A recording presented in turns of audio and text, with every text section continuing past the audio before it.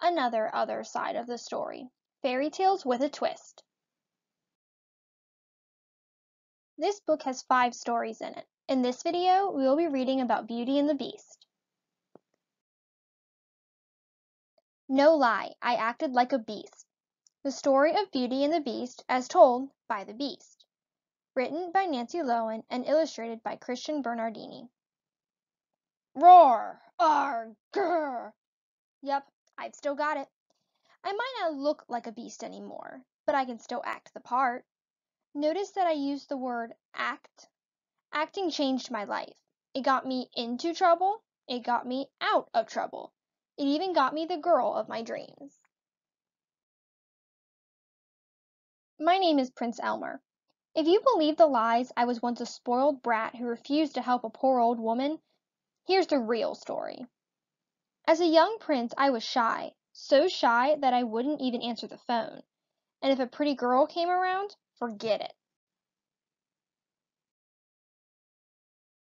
One day I read a notice in the newspaper. Theater auditions for the 3 Billy Goats Gruff. I decided then and there that I was done being shy. I was going to find my voice as an actor.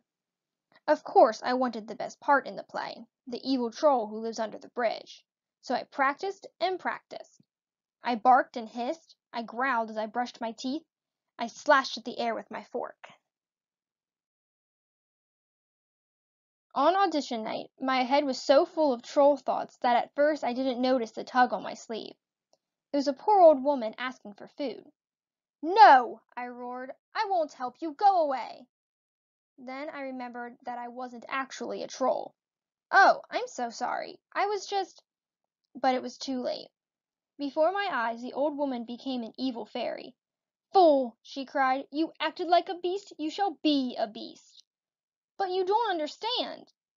"There is only one way to break this spell," the evil fairy said.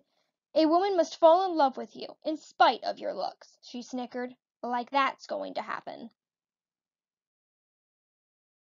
I must have fainted, because the next thing I knew I was in a strange castle, in the woods, alone. That was the worst time of my life. I was hideous. Oh, sure, I had all sorts of fine things, but I had no one to talk to. To pass the time, I kept up my acting studies. In the garden, I put on a one-man show for the birds and the butterflies. Then came the stormy night that changed everything. A lost traveler took shelter in my castle. I remained hidden, but I made sure he had everything he needed. It felt awfully nice to have company. The next morning, as he was leaving, he took a rose from the garden. That gave me an idea. Maybe I could trick him into coming back. I'm not proud of what I did next, but it worked.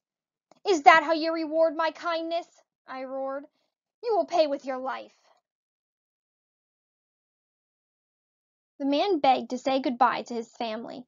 He promised to return. And he did, with his daughter named Beauty. Beauty had vowed to take her father's place. She felt responsible because she was the one who'd asked for a rose. For me, it was love at first sight. For her, not so much. Who could blame her? I had fur growing out of my nostrils, and I smelled like a barn. I went back to my shy ways, hiding behind drapes and ducking into closets. After a few days passed, Beauty figured out that I was more of a teddy bear than a beast. Imagine my delight when she started talking to me. We had a lot in common, including a love of good theater. I didn't have to do one-man shows anymore. I had a co-star. The more Beauty and I acted together, the more she got to know the real me. One day, Beauty asked to leave the castle. She wanted to visit her family. "Okay, but you'd better come back. I'll die without you," I joked. And then my voice became serious. "Really, if you leave me, I'll die." Yes, it was a bit over the top. What can I say? I'm an actor. And with that, she left. When Beauty returned, she found me lying on the ground next to the rose bush. I tried not to breathe. "Beast!" Beauty cried out. "Oh no!" Her tears poured onto my fur, but I didn't move. "Oh, Beast, you're the ugliest creature I've ever seen. But I can't help it. I love you. I do." And just like that, the spell was broken. I got my happily ever after. I was a prince again. I married Beauty, and together we've opened the Prince Elmer School of Beastly Good Acting. You should take a class. It might change your life. After listening to this version of the story, imagine living in a world in which fairies, witches, or other magical beings could appear at any moment. How would that affect your actions? Make sure to check out the other stories from this book on my channel as well. Links will be in the description box.